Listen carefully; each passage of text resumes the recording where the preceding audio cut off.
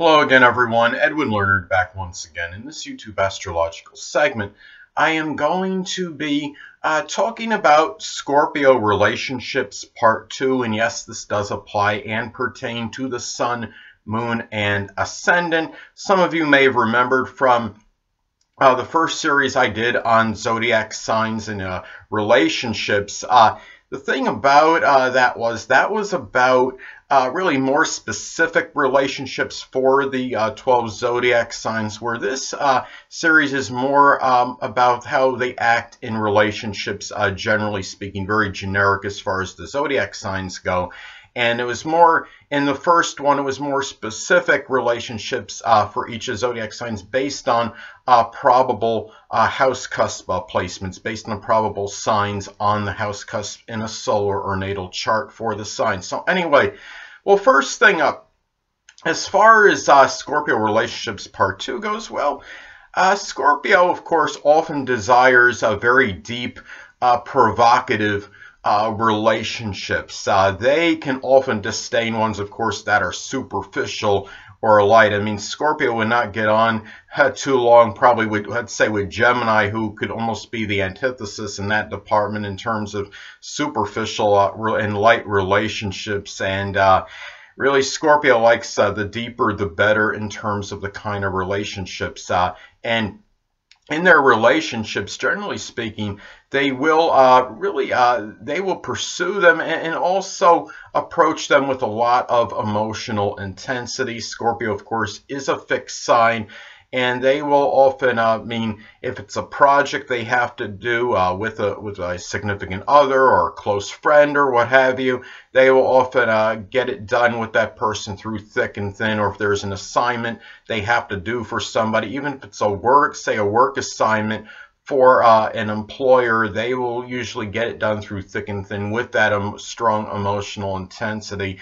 So in that respect, they could be good employees. So anyway, and the thing about Scorpio too, if you get involved with a Scorpio, just remember that they often can detect subterfuge and superficiality from others very easily. It's very hard to put one over on a Scorpio. They can usually tell when somebody's playing games with them, and they just seem to know instinctively what to find out and how to find out if that and how that person is playing if they are playing games with them, and how they're doing it. And they often are very good at character composition. They can often decipher the character and motives of others very quickly, often intuitively.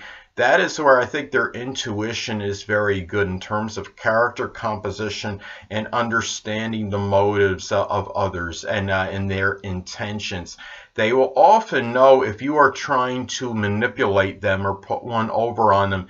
Now, the thing about Scorpio too is, Scorpios can be very intense, and they could bring that quality into their relationships as well. They can often be very powerful and sometimes a little bit too intense and too strong in one-on-one relationships. It almost seems like the Scorpio energy, given its power, can often work better when it's working with more than one additional person, when it's a very strong collaborative effort with others, like a team situation. So, but the thing about Scorpios too is, if you're in a relationship or close friendship with a Scorpio, keep in mind that Scorpios can be very probing, and they could often get to the heart of a matter very rapidly, very quickly. They could often detect your weakness in a heartbeat.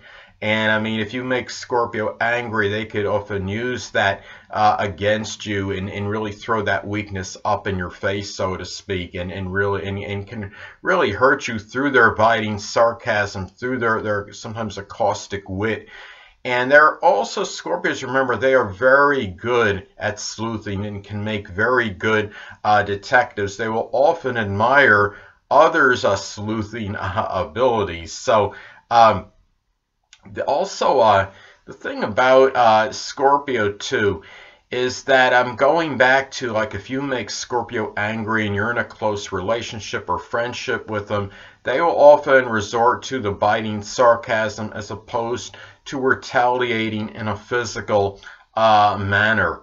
If you are, say, in a sexual, intimate relationship with the Scorpio, remember that their sexual appetite can be voracious. I think they're unequivocally the most sexual zodiac sign, and Scorpio will often wear provocative clothes to entice their sexual partner. Now, the thing about it, and it can be very hard to appease a Scorpio in a sexual relationship with them because their sexuality is so prodigious. And anyway, the thing about Scorpios too is that if you're embarking on a relationship with a Scorpio, keep in mind that they could be very secretive, very reserved, and they really value their solitude, their seclusion, and they can have a very hard time, difficulty in opening up to new people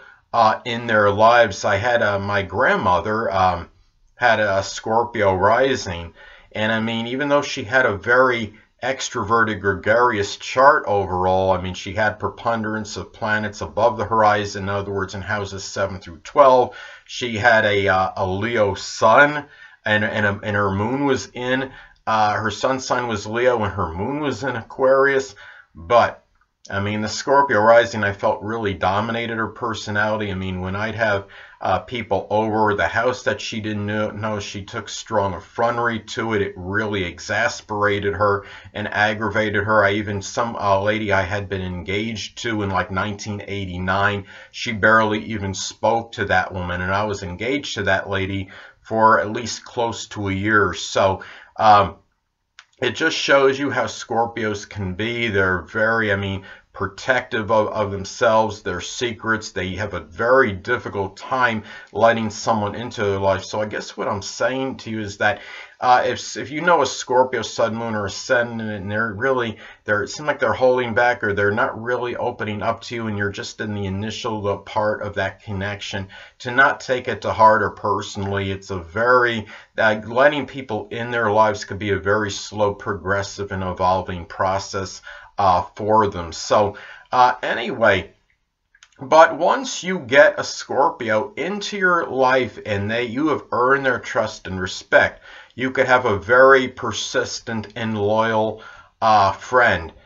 Keep in mind that Scorpios can be known for their extremist behavior. It's really Scorpios, it can be all or nothing with them. They could either, in some cases, be very interested or enamored or infatuated with something, or they could just be completely apathetic regarding the matter, or that particular potential interest or what have you. Now, the thing about Scorpio too is, I mean, they are ruled by Pluto, but as many of you know, they are ruled by Mars as well. Scorpio is often very taciturn, their demeanor can be very quiet, and they are ones that are more very action-oriented, and actions may take precedence over words with many Scorpios. The thing about it is, I think what's interesting is, I've talked to you before in other videos regarding how my theory regarding actors and actresses, and I think how they can consciously, if not subconsciously in some cases, be drawn to roles that fit their astrological energies. And Mark Harmon, who's on NCIS, is no exception, who has a Scorpio ascendant, and I've seen him on the show. Basically seems to be more about actions, I mean, than the actual words. I mean, he has his sun and moon are in Virgo, and that's really very, you'd think, you know, obviously very analytical, a lot of analysis, but he seems to be more about the actions and less of the analysis, if you've seen him on the show. And I can almost see him like that in real life, because I do think a lot of that energy you see projected from actors and actresses and on TV shows or what have you can correspond with how they can be in real life. So the thing about it is too, and I mean, Scorpios can have an uncanny ability to detect deception and duplicity in others.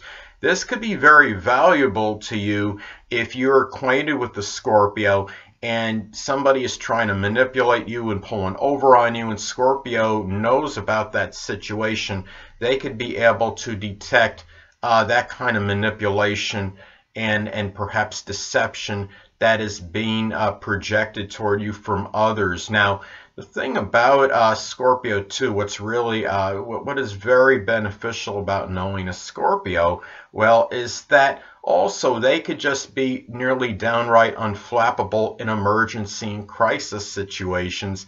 They could be very quick-witted, and they could be counted on to keep their cool when other people are on the threshold of panic and becoming frazzled and flustered. Scorpio can often be the ones to keep their cool and in situations. And I saw at least one time that a good example that former NFL quarterback Phil Simms, a son in Scorpio, I've seen him keep his cool at least on a number of occasions, driving down the field and basically being very composed and very calm in what you'd have to do in order to lead the team to victory, or whether it would be a game-winning touchdown drive or what have you. So they are very, I mean, as I stated before, they can be very unflappable, and they are good to be around in the emergency situations. Now, the thing about Scorpios too, if you're in a close relationship with them or friendship, they may often like to psychoanalyze you. So it's just something to really understand about them. It's not that they think there's anything, like if you see them doing this to you, it's generally not going to be anything personal. It's just part of their nature, I think, to do this with people more so on average than any of the other zodiac signs. As many of you may know, I don't know if he was a psychologist or psychiatrist, but Sigmund Freud was of certain renown connected with psychology, I believe, and he had Scorpio rising, and people with strong Scorpio energy are often strongly connected with psychoanalysis, whether that is their actual profession or not. So anyway, in Scorpios too, if you know a Scorpio well, I mean, they can be very abrupt and incisive. But the thing about them too is they are often very enamored with investigation, and they could really, they seem to know better than how to instinctively, better than any of the other zodiac signs on average, to work information out of you. Now, as I've talked about before, the actor's theory in terms of their roles often corresponding with their astrological energies, whether it's on a conscious level or subconscious level. Many of you may have heard of Ralph Macchio, who was in the Karate Kid movies. He was in a series recently called Cobra Kai, and I believe it was episode 2, and he has his son in Scorpio, Ralph Macchio, and he was talking to some kid, and he saw some marks or bruises on the kid, and the kid was trying to play it off, this happened through such and such. And Ralph Macchio's like, hey, you know what, I've been in fights before or whatever, I understand, you can tell me or whatever. And then the kid opened up and explained, why he had the marks on him, that it was from a fight. So Scorpios seem to just know instinctively how to get that information out of you. They know when they have to be forceful about it or a more passive, gentle approach when necessary. And that is just the way Scorpios can be. The thing about this too, if you scorn a Scorpio or make them angry, remember that Scorpios of all the zodiac signs can be the masters at exacting vengeance. They could be about retribution. Sometimes they might not even fight back, but if they do fight back, you might be in for a very long battle, and it could be a perpetual enemy you may have.